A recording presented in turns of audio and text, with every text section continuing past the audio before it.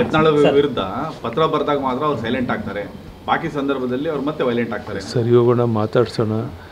ಮನುಷ್ಯ ಸ್ವಭಾವದ ಕೆಲವು ವೀಕ್ನೆಸ್ ಇರುತ್ತೆ, ಎಲ್ರಿಗೂ ಇರುತ್ತೆ. ಈ ಸರಿ ಮಾತನಾಡಿ ಸರಿ ಮಾಡಿದ್ಮೇಲೆ ಸರಿ ಹೋಗ್ತಾರೆ ಅಂತ ವಿಶ್ವಾಸ.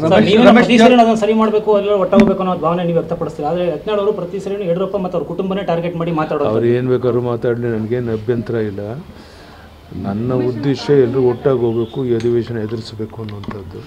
ನಮ್ಮ ಹೋರಾಟ ಕಾಂಗ್ರೆಸ್ ವಿರುದ್ಧನೇ ಹೊರತು ನಮ್ಮನ್ನೇ ಬಡಿದಾಡ್ಕೊಳ್ಳುವಂಥದ್ದು ನಮ್ಮ ಪಕ್ಷಕ್ಕೆ ಹೆಚ್ಚು ಶಕ್ತಿ ಕೊಡೋದಿಲ್ಲ. ಅದಕ್ಕಾಗಿ ಎಲ್ಲವನ್ನ ಮರೆತು ಒಟ್ಟಾಗಿ ಹೋಗೋಕೆ ಪ್ರಯತ್ನ ಮಾಡ್ತೀವಿ. ನಾನು ಮಾತಾಡ್ತೇನೆ.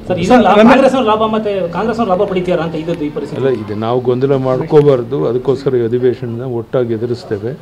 ಯಾವುದೇ ಗೊಂದಲ ಇಲ್ಲದಂಗೆ ಅಧಿವೇಶನ ಎದುರಿಸಿ ಇವರ ಹಗರಣಗಳನ್ನು ಬಯಲು ಮಾಡಿ ಅದಕ್ಕೆ ನ್ಯಾಯಯುತ ಒಂದು ಸಮ್ಮತವಾದಂಥ, ಈಗಾಗಲೇ ಎನ್ಫೋರ್ಸ್ಮೆಂಟ್ ಡೈರೆಕ್ಟರೇಟ್ ಸಹ ಸಿದ್ದರಾಮಯ್ಯನವರು ನೋಟಿಸ್ ಕೊಟ್ಟಿದೆ. ಇವೆಲ್ಲವೂ ಸಹ ಮುಂದೆ ಬರೋ ದಿವಸಗಳು ಚರ್ಚೆ ಆಗೋದಿದೆ. ಇದನ್ನು ಹೇಗೆ ಮುಂದುವರಿಸಬೇಕು, ಯಾವ ರೀತಿ ಹೋರಾಟ ಮಾಡಬೇಕು ಅನ್ನೋದನ್ನು ನಾವೆಲ್ಲ ಶಾಸಕರು ಒಟ್ಟಾಗಿ ಕೂತ್ಕೊಂಡು ಚರ್ಚೆ ಮಾಡ್ತೀವಿ. ನಾಳೆ ಕೋರ್ ಕಮಿಟಿ ಮೀಟಿಂಗಲ್ಲೂ ಈ ಬಗ್ಗೆ ಚರ್ಚೆ. ಸರ್, ರಮೇಶ್